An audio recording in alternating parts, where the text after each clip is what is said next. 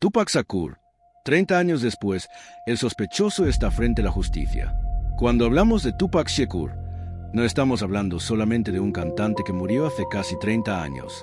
Estamos hablando de un hombre que, con apenas 25 años, se convirtió en una de las figuras más influyentes y controvertidas del hip hop y cuya muerte terminó dejando una pregunta abierta que durante décadas parecía no tener respuesta. Y esa pregunta es sencilla de formular, pero muy difícil de responder. ¿Quién fue responsable de la muerte de Tupac Shakur? Hoy, esa pregunta vuelve a estar frente a un tribunal de Las Vegas, porque el hombre que durante años habló públicamente sobre aquella noche ahora está sentado como acusado. Su nombre es Duane Kefede Davis, tiene 63 años y enfrenta un proceso por su presunta participación en el asesinato de Tupac. La fiscalía sostiene que Davis habría ordenado y facilitado el ataque y que además habría proporcionado el arma utilizada. Pero hay algo que debemos dejar claro desde el principio. Davis no está acusado necesariamente de haber sido quien disparó. La teoría de la fiscalía es que pudo haber tenido un papel de organización y facilitación del homicidio. Y para entender por qué este hombre está hoy frente a la justicia, tenemos que regresar a una noche de septiembre de 1996. Era el 7 de septiembre y Las Vegas estaba viviendo una de esas noches que parecen normales hasta que, de repente, todo cambia. Tupac había asistido al combate de boxeo entre Mike Tyson y Bruce Seldon en el MGM Grand. Después del combate, ocurrió un incidente que terminaría adquiriendo una importancia enorme.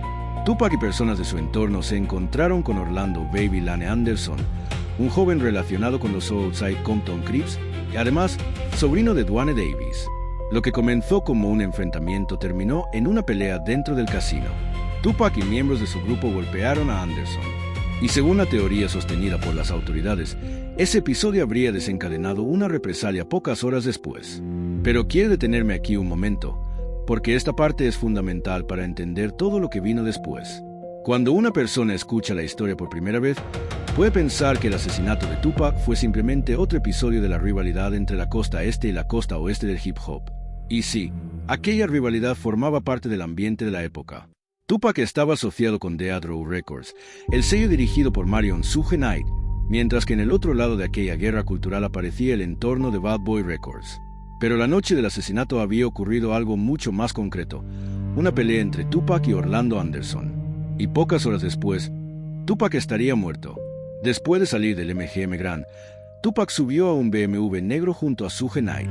Knight conducía y Tupac viajaba en el asiento del copiloto.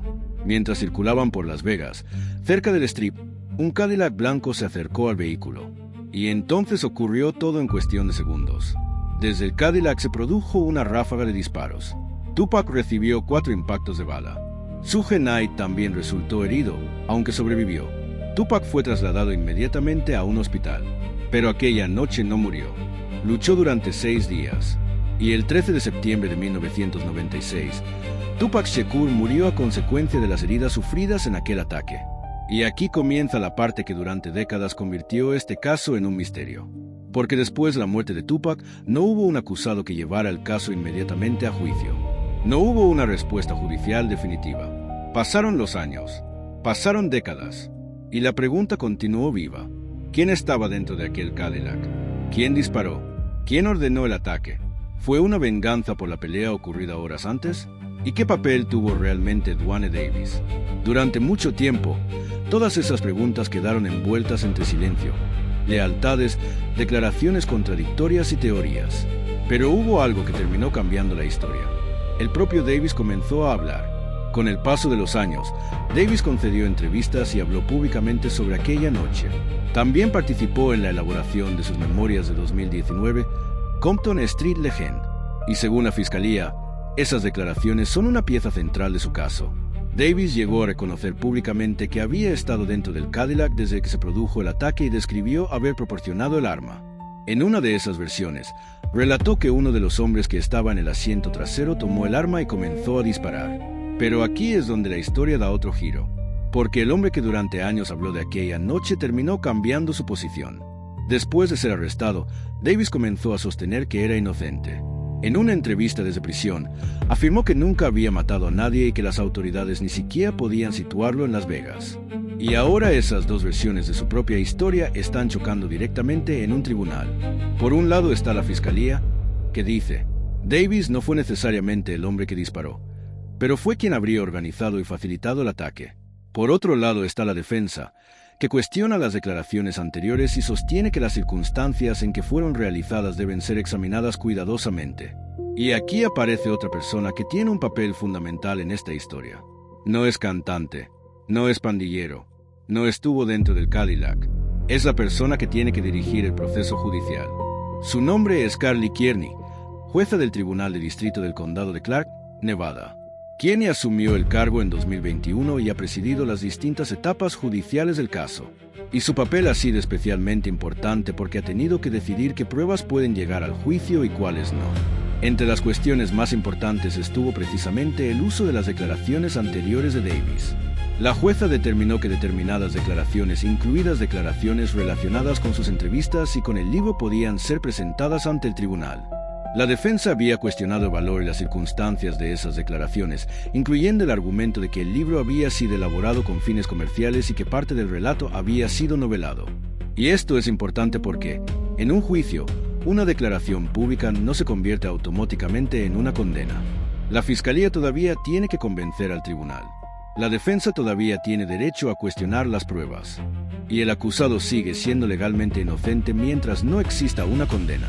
Eso nos lleva directamente al momento actual, 10 de agosto de 2026.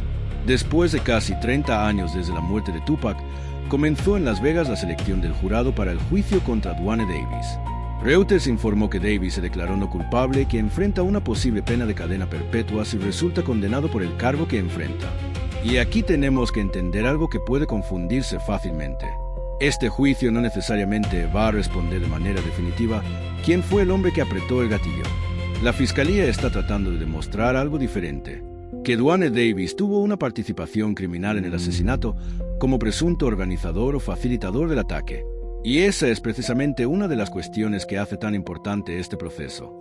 Porque una persona puede no haber disparado directamente y, aún así, según las reglas de responsabilidad penal aplicables, ser acusada de participar en un homicidio. Pero esa participación tiene que ser demostrada en el tribunal. No basta con que exista una historia. No basta con que alguien haya hablado. No basta con que el caso sea famoso. Y tampoco basta con que durante años millones de personas hayan creído una determinada versión. El tribunal tiene que examinar las pruebas. Y será precisamente eso lo que veremos desarrollarse durante este juicio. También hay otras personas que aparecen alrededor de esta historia. Está Marion Suge Knight, quien estaba con Tupac aquella noche y sobrevivió al ataque. Está Orlando Baby Lane Anderson, sobrino de Davis y la persona que había protagonizado el enfrentamiento con Tupac horas antes. Están los familiares de Tupac, que durante décadas han vivido con las consecuencias de aquella muerte. Y están los fiscales, los abogados defensores, los testigos y finalmente el jurado que tendrá que escuchar las pruebas. Pero hay una persona que ya no puede hablar por sí misma. Y esa persona es Tupac. Tenía solamente 25 años. Su carrera estaba en uno de sus momentos más importantes. Su álbum Aleyezo me había consolidado todavía más su posición como una de las grandes figuras del hip hop. Y 6 días después de recibir aquellos disparos, su vida terminó. Ahora han pasado casi 30 años. Y mientras yo te cuento esta historia, un hombre que durante años fue conocido públicamente como Kefed está sentado ante un tribunal acusado de tener un papel en aquella muerte. Él dice que es inocente. La fiscalía dice que tiene pruebas para demostrar su participación. La defensa dice que esas pruebas deben ser cuestionadas. Y la jueza Carly Kearney tiene la responsabilidad de garantizar que el proceso se desarrolle conforme a las reglas del tribunal. Por eso, yo no quiero decirte aquí que Duane Davis mató a Tupac. No sería correcto hacerlo mientras el juicio está pendiente. Lo que sí puedo decirte es que Duane Kefed Davis es el único hombre acusado formalmente en este proceso por el asesinato de Tupac Shakur, y que la fiscalía sostiene que su responsabilidad estaría relacionada con la organización y facilitación del ataque, no necesariamente con haber efectuado personalmente los disparos. Y ahora la historia entra en una nueva etapa. Después de 30 años de preguntas, sospechas, declaraciones y teorías, las pruebas comienzan a enfrentarse dentro de una sala de tribunal. Y al final, una sola cosa será determinante, que puede demostrar la fiscalía y que puede lograr cuestionar la defensa. Porque esta vez no estamos solamente ante una historia contada durante décadas. Estamos ante un proceso judicial. Y mientras el mundo vuelve a mirar hacia Las Vegas, una pregunta permanece suspendida en el aire. ¿Será este el juicio que finalmente permite establecer, jurídicamente, que que ocurrió con Tupac Shakur aquella noche del 7 de septiembre de 1996. Eso es precisamente lo que tendremos que seguir, porque después de casi 30 años, la historia de Tupac vuelve a entrar en una sala de justicia. Y ahora serán las pruebas las que tendrán que hablar. 30 años han pasado desde aquella noche que cambió para siempre la historia del hip hop. Tupac Shakur se fue demasiado pronto, pero su música, sus palabras y su historia continúan siendo escuchadas por millones de personas alrededor del mundo. Hoy, 3 décadas después, su nombre vuelve a estar frente a la justicia y muchas de aquellas preguntas siguen esperando una respuesta. Pero ahora, la última palabra no la tendrá el rumor, la tendrá la evidencia. Gracias por acompañarnos hasta el final de este documental. Si te gustó este contenido, no olvides suscribirte a este canal, activar la campanita y compartir este video para que más personas puedan conocer esta historia. Déjanos en los comentarios tu opinión. ¿Crees que después de 30 años finalmente conoceremos toda la verdad sobre la muerte de Tupac Shakur? Nos vemos en el próximo contenido. Gracias por estar aquí.